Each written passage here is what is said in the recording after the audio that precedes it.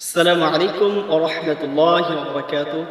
الحمد لله رب العالمين والصلاة والسلام على سيد المرسلين وعلى آله وأصحابه أجمعين. أما بعد، أعوذ بالله من الشيطان الرجيم. بسم الله الرحمن الرحيم.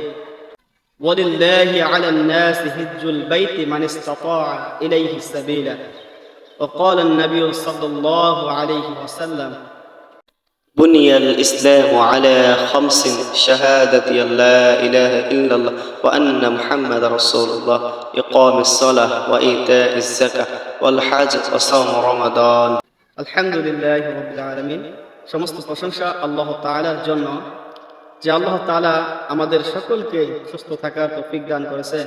এজন্য সেই মহান রবের কাছে শুকরিয়া জ্ঞাপন করি আলহামদুলিল্লাহ। সম্মানিত ভিউয়ার্স, আজকে আপনাদের সামনে আলোচনা করব হজ সম্পর্কে। হজ কি? হজ হচ্ছে ইসলামের পঞ্চম স্তম্ভের মধ্যে পঞ্চম নাম্বার স্তম্ভ। হজের মাধ্যমে আমাদের কি হয়? হজ এমন একটি সম্মেলন যেখানে সারা বিশ্বের মানুষ একত্রিত হয়, যাকে মুসলমানদের সর্ববৃহৎ সম্মেলন বলা হয়।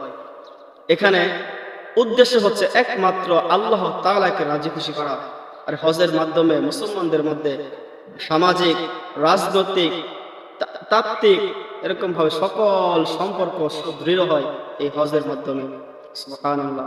আর এই হজ আল্লাহ তাআলা তাদের উপরই ফরজ করেছেন, যাদের এরকম ভাবে হজ এর করার সামর্থ্য রয়েছে, যাদের পরিবারে খরচ ব্যতি রেখে আসা যাওয়ার মতো, খরচ বহন করার মতো এরকম ভাবে যাদের সামর্থ্য রয়েছে, আল্লাহ তাআলা তাদের উপরই হজকে ফরজ করেছেন। সুবহানাল্লাহ। হজ অর্থ কি? হজ শব্দের অর্থ জিয়ারত, সাক্ষাৎ করা, কাসদুল ইরাদা, সংকল্প করা, ইচ্ছা করা, to make decision, to meet, দেখা। এরকম ভাবে হজের শাব্দিক অর্থ দাঁড়ায় যে তো হজ কাকে বলে?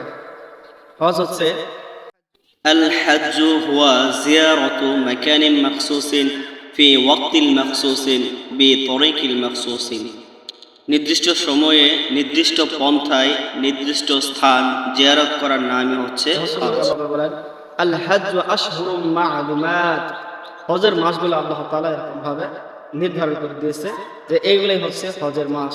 হারাম মাস রয়েছে, তার মধ্যে এই দুইটা একাধারে, যেমন শাওয়াল এবং জিলকদ এবং জিলহজ, এই দুইটা মাস এরকম ভাবে হারাম মাস। আরব দেশে এরকম ভাবে যুদ্ধবিরতি হতো এই মাসে। আইয়ামে জাহেলিয়াতের সময়ও তারা এই জিলকদ এবং জিলহজ মাসে তারা যতই শত্রুমি থাক, তারা এরকম ভাবে তাদের যুদ্ধ বিরতি দিত এবং বিরতির মাধ্যমে তারা বাড়িতে ফিরে আসতো। বাড়িতে ফিরে এরকম ভাবে তারা রেস্ট নিত।